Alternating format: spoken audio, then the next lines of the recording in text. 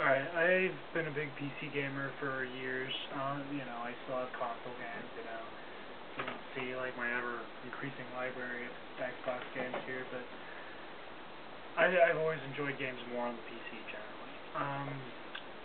Dragon Age Origins picked this up also for my PC. Playing that quite a bit. But this isn't a review about Dragon Age particularly, but people pirating it more or less actually is what I want to talk about a little bit.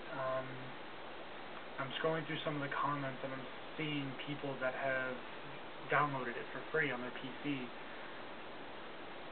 And, that's all fine and dandy, but see, it's not a cool thing to be doing. There's actually a friend of mine that says that he only pirates games from EA. And well, there's kind of a flaw in that argument too, because while EA is not actually a development studio, they're a publishing company. So they pay out money to the development studios to make the games, and then they have to pay EA back when it starts to sell. And if the development studio is not able to pay them in full, or if their EA is losing money off of it, then one of two things will happen. They'll either do a merger with another development studio, or they'll dissolve it completely. And that's not something you want to happen, because that means fewer good games are going to be developed as a result.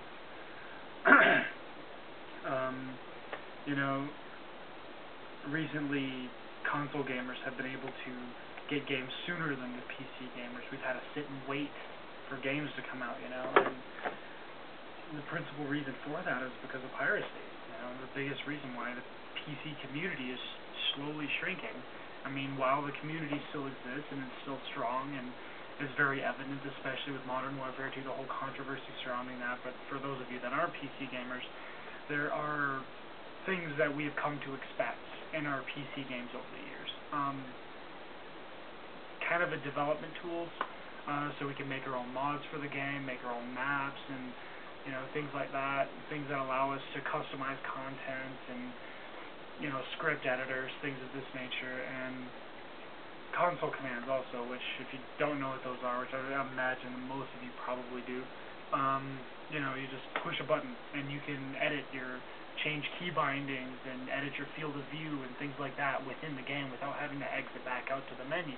You can edit things within the game to tailor it to what you want as a player, And Modern Warfare 2 took that option away. And what that tells me is that, they wanted to make a more standardized version for one thing. So they wanted the console version to be exactly the same as the PC version. Now, Infinity Ward got its start making the Call of Duty series on the PC. I remember playing the very first Call of Duty on my computer, actually, well before it came out on consoles, which the console version of the original was very different. But what I want to stress here a little bit, though, is the reason why this is happening is because people keep pirating the games. I mean, companies are losing a lot of money from piracy. I actually went to a LAN party, and a friend of mine had a downloaded copy of Borderlands. And by the end of that night, every single person at that LAN party had an illegal copy of it. I was the only one there that had actually went out and purchased it. I know that people are a little short on cash and they don't want to wait for games to come out or something, because, sometimes you can download them actually pre-release. A few friends of mine did that with The Sims 3, which, whatever, but, people don't want to wait for games, and the people that can wait for games maybe are college students like, I am, but, I still find ways to buy games, I still save up money in advance. I know when they're coming out months ahead of time. So I set some money aside so I can get it right away when it comes out. But apparently people aren't doing that, and it's really starting to hurt the PC audience a lot. We're getting less and less content as the years go by, particularly since this current generation of consoles came out with PS3 and the 360. I'm not even going to include the Wii in that category, honestly. But, so, I mean, that's kind of the thing. So, the more that people pirate these games, the less content that we'll have, and the less we'll be able to customize it like we had been able to in the past.